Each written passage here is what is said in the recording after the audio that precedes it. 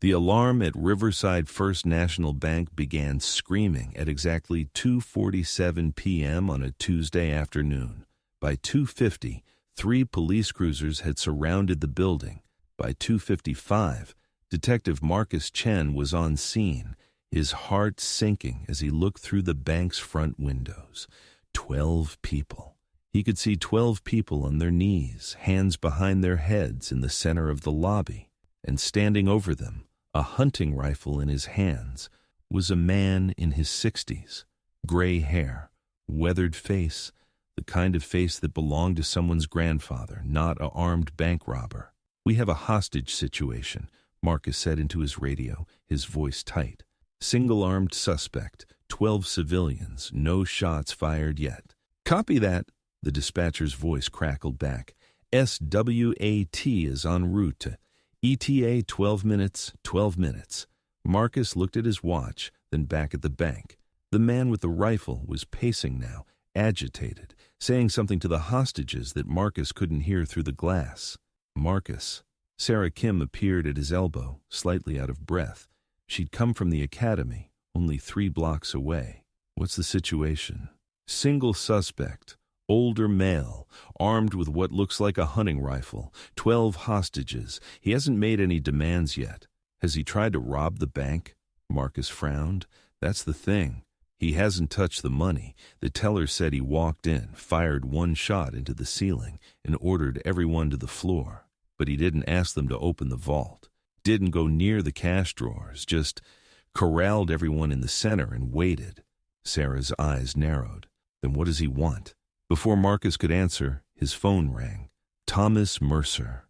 "Marcus, I heard the call on the scanner. I'm 5 minutes away. Don't let SWAT do anything until I get there." "Thomas, this is an active hostage situation." "I know. That's exactly why you need me. Trust me, Marcus." 5 minutes. The line went dead. Marcus looked at Sarah. "Thomas is coming." "Why?" "I don't know, but he sounded—" Marcus paused, searching for the word. "Certain, like he already knows something we don't." 4 minutes later, a civilian car pulled up to the perimeter. Thomas Mercer climbed out, moving faster than Marcus had seen him move in months. He walked straight to the police line, ignoring the officer who tried to stop him until Marcus waved him through. "Report," Thomas said, his eyes fixed on the bank. "Single suspect, 60s, rifle, 12 hostages. No demands, no attempted robbery, no communication." Thomas nodded slowly. "Let me see him." Marcus handed him binoculars. Thomas focused on the bank, studying the man with the rifle. After 30 seconds, he lowered the binoculars, his face grave. "His name is William Harding," Thomas said quietly. Marcus stared. "How do you—" "Because I know that walk, that posture, that face. He's a veteran. Vietnam, probably. And this isn't a robbery, Marcus. This is a suicide mission." Sarah stepped closer. "What do you mean?" "Look at him." Thomas handed her the binoculars. "He's not watching the doors. He's not worried about police. He's waiting for something. And the way he's holding that rifle, finger off the trigger, barrel pointed down when he's not actively threatening someone. That's discipline, military training. He doesn't want to hurt anyone." "Then why is he doing this?" Marcus asked. Thomas's voice was soft. "Because he wants to be killed. By police. Suicide by cop. But he needed hostages to make sure we'd take him seriously, to make sure we'd shoot." The SWAT van arrived, pulling up with a screech of tires.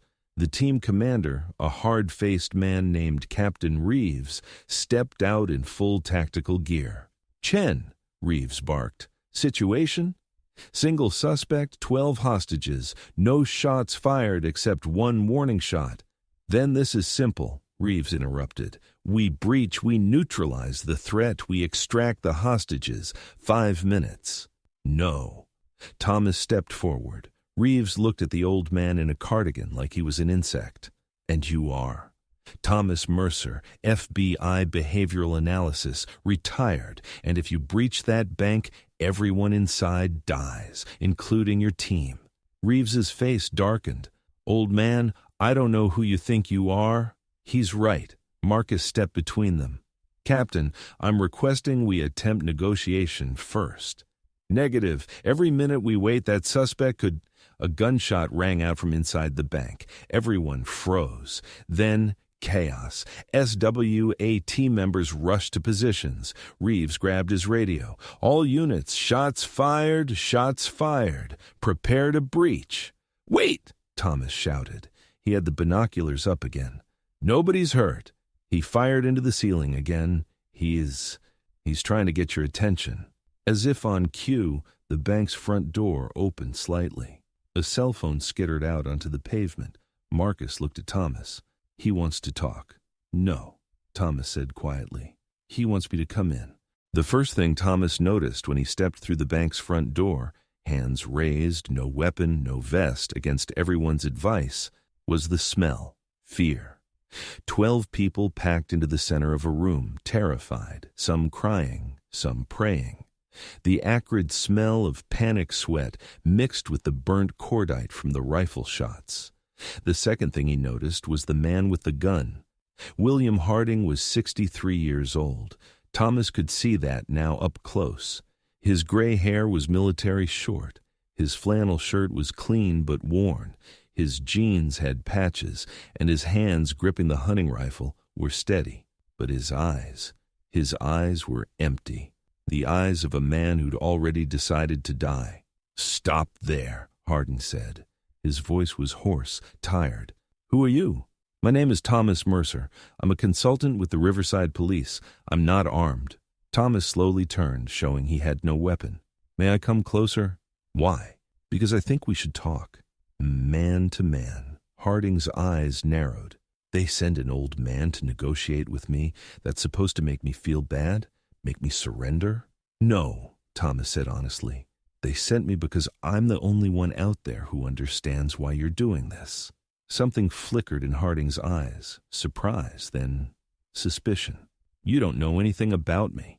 I know you're a veteran. Vietnam, probably. I know you're not here to rob this bank. I know you haven't hurt anyone, even though you've had every opportunity. And I know." Thomas took a careful step forward. "I know you're sick, terminal, and you're trying to make your death mean something for your family." Harding's rifle lowered slightly. "Not much, but enough. Life insurance," Thomas continued, his voice gentle. "You have a policy, but it doesn't pay out for suicide. So you're trying to die in a way that looks like something else. Killed while committing a crime. Your family gets the money. Your wife, your kids, they won't lose the house." Harding's face crumpled for just a moment. Then he recovered, raising the rifle again. "You're guessing. I'm not. Because I've seen this before. In my 40 years with the FBI, I've talked to a dozen men just like you. Good men, honorable men, who were so desperate to take care of their families that they were willing to become the villain in their own story." "Then you know I'm not leaving here alive," Harding said flatly. "I know you don't think you are," Thomas corrected. "But William, may I call you William?" "Bill." "Bill, I also know that suicide by cop isn't as reliable as you think.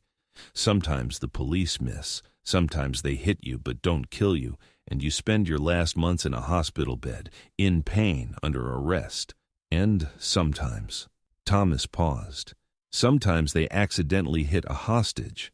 And then your family has to live knowing that someone died because of what you did. Is that the legacy you want?" Bill's hands were shaking now. I don't have a choice. The cancer, it's everywhere. Stage 4 pancreatic. They gave me 3 months, maybe 4. The medical bills are going to take everything. Everything I worked for my whole life. My wife, she's going to lose the house. Our daughter, she's in college. She'll have to drop out. "I understand," Thomas said softly. "But there are other ways, legal ways we can get you help.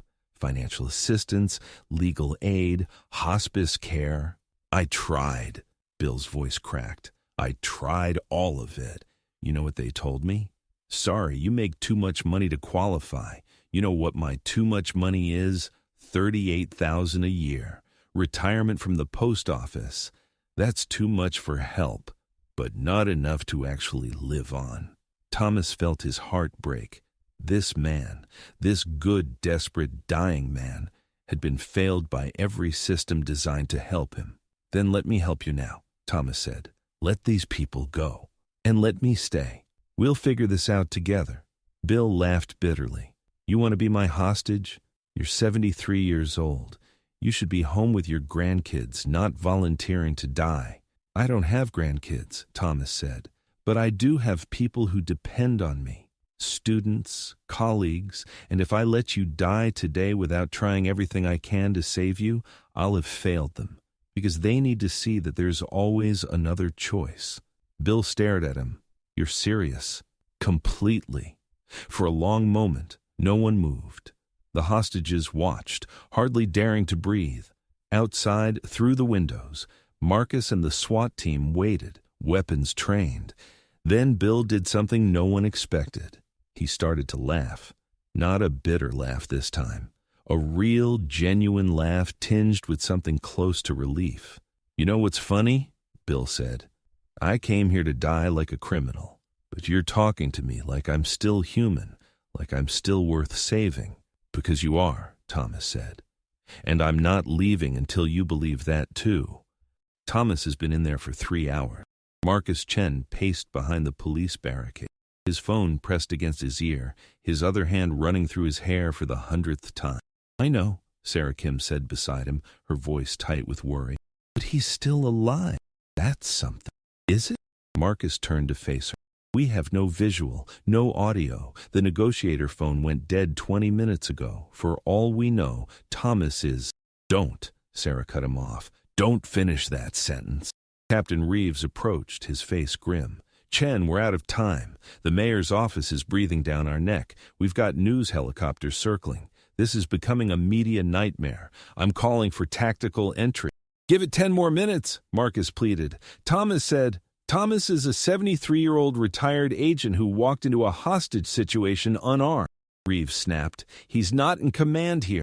"I am. And I'm telling you, if we don't end this in the next 5 minutes, people are going to die. Maybe they already are." Marcus's phone buzzed. Unknown number. He answered immediately. "Chen." Heavy breathing. Then Thomas's voice, barely a whisper. "Marcus, listen carefully. I don't have much time. Thomas, are you okay? Are the hostages—" "Everyone's fine. But Bill, William Harding, the suspect, he's getting worse. He's in pain. He didn't bring his morphine. He's starting to panic. I need you to do something for me. Anything. I need you to trust me. In exactly 2 minutes, I'm going to send the hostages out. All 12 of them. When they come out, SWAT is going to want to storm the building. You cannot let them do that. Do you understand? You have to hold them back." Marcus felt ice in his stomach. "Thomas, if you send the hostages out, you'll be alone in there with an armed, unstable—" "I know what I'm doing," Thomas interrupted. "This man doesn't want to hurt anyone. But if SWAT comes in, he'll panic, he'll shoot, and I'll be in the crossfire. The only way everyone walks away from this alive is if you give me time. Can you do that?" Marcus looked at Captain Reeves, who was watching him with narrowed eyes, then at Sarah, whose face was pale. "How much time?" Marcus asked. 30 minutes, maybe an hour. He needs to talk this through. He needs to see that there's another way. "Thomas, I can't guarantee." "Then I'm dead," Thomas said simply.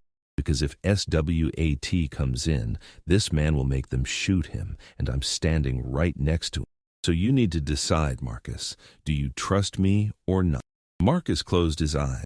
40 years of FBI experience versus SWAT protocol, an old man's intuition versus tactical training, his mentor's life hanging in the balance. "I trust you," Marcus said. 30 minutes. "But Thomas, if anything goes wrong—" "It won't, I promise. And Marcus, thank you for believing in me, even when I don't always believe in myself anymore." The line went dead. Marcus turned to Captain Reeves. "The hostages are coming out, but we're holding position." "The hell we are," Reeves said. "The moment those hostages clear, we're going in." "No," Marcus said, his voice hard. "You're not. I'm taking command of this scene under crisis negotiation protocol. You don't have the authority." "Actually, he does." A new voice cut through the argument. Everyone turned. Standing at the perimeter was a woman in her 50s, FBI credentials in her hand. Her face was familiar. Marcus had seen her in photographs in Thomas's office. Amanda Foster, one of Thomas's former students, now a senior FBI agent. Agent Foster, Reeves said, surprised. What are you doing here? I heard on the news that Thomas Mercer was in a hostage situation, Amanda said calmly. So I got on a plane. And now I'm here to tell you that if Thomas says he needs 30 minutes, you give him 30 minutes. Because in all my years knowing that man, he has never been wrong about a case. Not once. Reeves looked between Marcus, Amanda, and Sarah, then back at the bank. 30 minutes, he said finally. But if your old man gets himself killed, it's on all of you. 2 minutes later, exactly as Thomas had said, the bank's front door opened. One by one, 12 hostages stumbled out into the sunlight, blinking, crying, embracing the police officers who rushed to help them. But Thomas Mercer didn't come out. The bank door closed behind the last hostage, and inside, through the windows, Marcus could see two figures, Thomas Mercer and William Harding, alone. Tell me about your daughter. Thomas sat on the bank floor now, his back against the teller counter, his legs stretched out in front of him. Bill Harding sat 8 feet away, the rifle across his lap, no longer pointed at anyone. The hostages were gone. The bank was eerily quiet, just two old men talking in the gathering dusk as shadows lengthened through the window. Amy, Bill said after a long pause. Her name is Amy. She's 19, sophomore at State, wants to be a teacher, elementary school. She's good with kids, patient, kind, like her mother. Sounds like you're proud of her, Thomas said. I am. I raised her right. Me and Linda, we made sure she had everything we didn't. We saved every penny so she could go to college. First one in our family. And she's doing it. 4.0 GPA. Dean's List. She's going to make something of herself. She already has, Thomas said gently. She has you as a father. That's something. Bill's face twisted. Past tense, because in a few months I'll be gone. And you know what the worst part is? The medical bills. They're going to take everything. The house, the savings, all of it.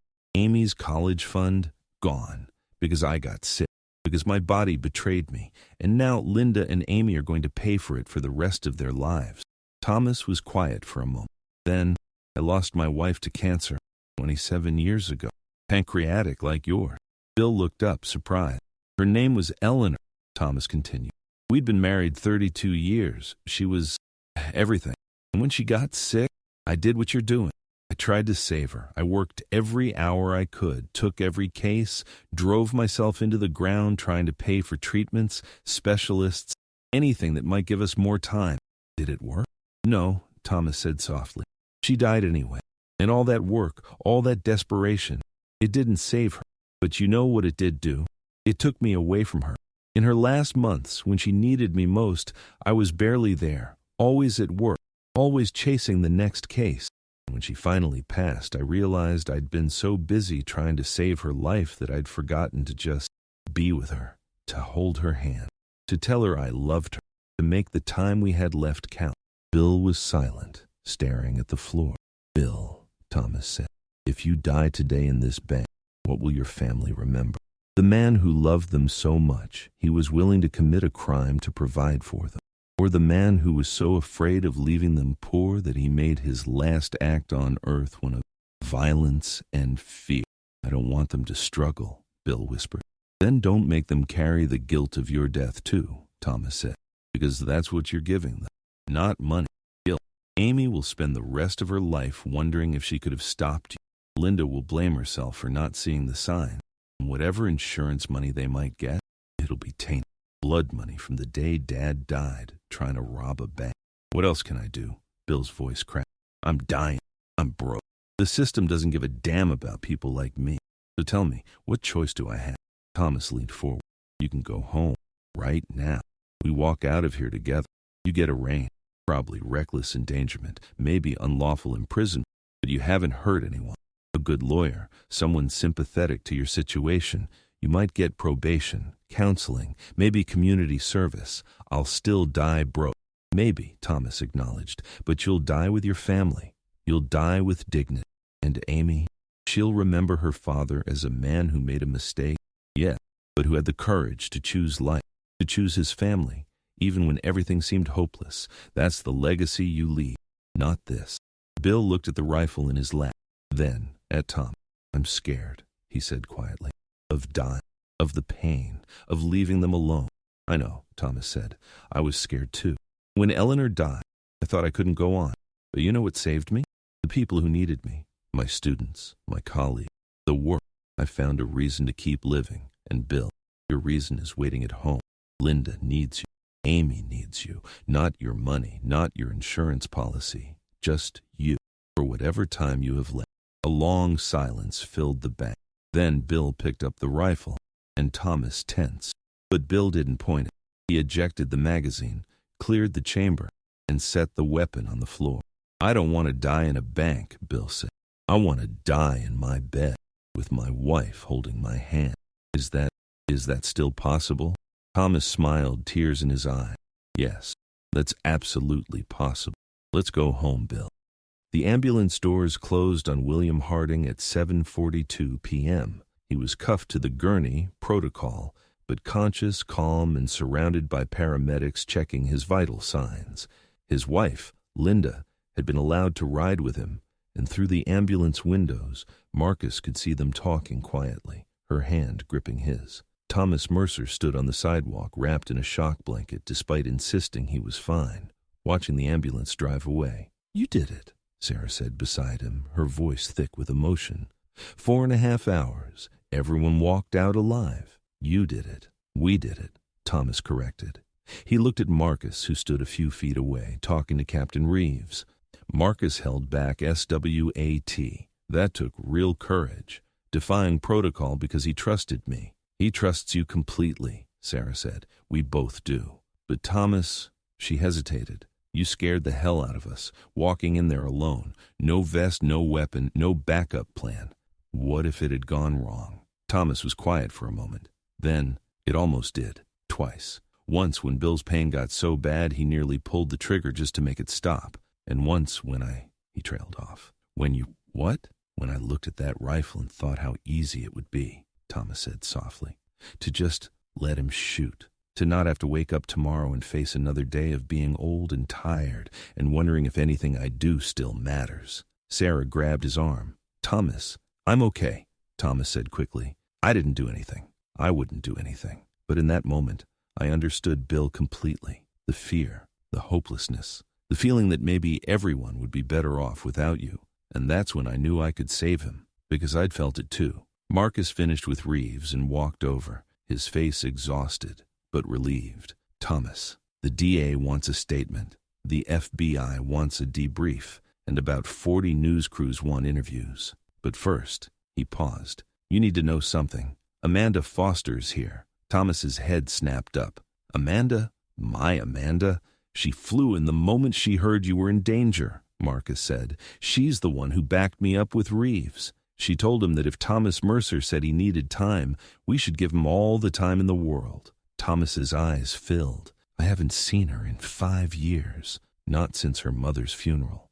She wants to see you, Sarah said gently. She's waiting by the command post. Thomas walked slowly across the parking lot, the shock blanket still around his shoulders. And there, standing next to a mobile command unit, was Amanda Foster. She looked older than he remembered. Gray streaks in her dark hair, lines around her eyes. The badge on her hip said, Senior Supervisory Special Agent. She'd done well. He'd always known she would. When she saw him, her professional composure cracked. She crossed the distance between them and hugged him fiercely, like a daughter embracing her father. You crazy old man, she said, her voice muffled against his shoulder. You walked into a bank with an armed hostage taker. I did what needed to be done, Thomas said. You could have died, but I didn't, and neither did anyone else. Amanda pulled back, looked him in the eye. You know what I tell young agents when they ask about you? I tell them about the time you talked a serial killer into surrender without firing a shot, about the time you profiled a suspect so accurately the man confessed before we even arrested him. But you know what story I'm going to tell them now? What? About the time a 73-year-old man with a bad heart and arthritis in his knees spent 4.5 hours on a hard bank floor, talking a dying man out of suicide by cop. About the time my mentor proved that courage isn't about tactical gear and weapons. It's about caring enough to sit with someone in their darkest moment and refuse to give up on them. Thomas's voice cracked. I'm not a hero, Amanda. I'm just tired and old, and some days I wonder if I should have retired years ago. Don't, Amanda said fiercely. Don't you dare. Because that man in the ambulance is alive because you didn't retire. Those 12 hostages went home to their families because you didn't retire. And Marcus and Sarah, they're becoming the best investigators I've ever seen because you didn't retire. So no, you don't get to doubt yourself. Not anymore. Not after today. Thomas nodded, unable to speak. Marcus and Sarah joined them, and for a moment the four of them stood together in the parking lot. 4 generations of law enforcement, bound by something deeper than badges or protocol. They were family. And Thomas Mercer, for the first time in months, felt like he had a reason to wake up tomorrow. 2 weeks later, Thomas Mercer visited William Harding in the hospital. Bill was in hospice now, comfortable, pain-free, surrounded by his family. I was hoping you'd come, Bill said when he saw Thomas sit down beside his bed. I wanted to check in, Thomas said. How are you doing? Dying, Bill smiled. But I'm home now, doing it right. And Thomas, I've been thinking about that day in the bank, when we talked. You gave me a reason to live. No, Thomas shook his head. I reminded you of the reason you already had. Maybe, Bill conceded. But still, thank you. I talked to the DA. My defense attorney is great. We're getting probation, community service, and I've been thinking, with the time I have left, I want to talk to other veterans, terminal ones like me. Tell them there's another way. Thomas's eyes filled. That's a wonderful idea, Bill. You inspired me, Bill said. You taught me that sometimes the bravest thing is choosing to stay, to live one more day, even when that day is hard. Thomas squeezed Bill's hand. Remember that. Every day, please. As Thomas left the hospital, he received a text from Marcus. Come to the academy. Need to show you something. 30 minutes later, Thomas stood in the Riverside Police Academy conference room. It was filled with 50 young detectives, all standing, applauding. What's going on? Thomas asked Marcus. You, Marcus smiled. What you did made the news, national news, and now every police academy in the United States is asking for the Mercer Crisis Negotiation Seminar, not just about tactics, about empathy, patience, not losing your humanity. Sarah stepped forward, holding a plaque. It read, To Thomas Mercer, for courage, compassion, and the belief that every life has value. Riverside Police Academy. Thomas took the plaque, his hands trembling. He looked at the faces in the room. Young, eager, hopeful faces. He had so much to teach them all. Thank you, he said finally. But I want you to know something. I'm not perfect. I've made mistakes. I've doubted. I've wanted to give up many times. But I've learned one thing. Courage isn't always about being strong. Sometimes the bravest thing is sitting with someone who seems hopeless and refusing to let go. The applause erupted again. That night, when Thomas returned home, he found an envelope on his desk. Inside was a note from Bill and Linda Harding. Dear Thomas, we owe you our lives, but more importantly, we owe you the chance to say goodbye to each other, the way we deserve. We will be forever grateful for that.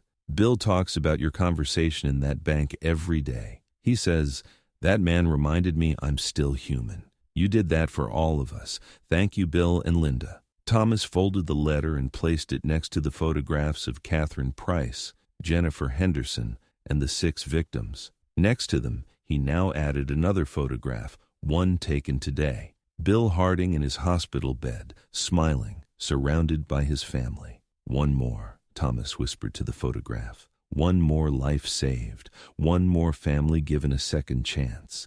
And in that moment, despite all the exhaustion, all the doubt, all the pain, Thomas Mercer knew one thing with absolute certainty. He still made a difference, and that was enough.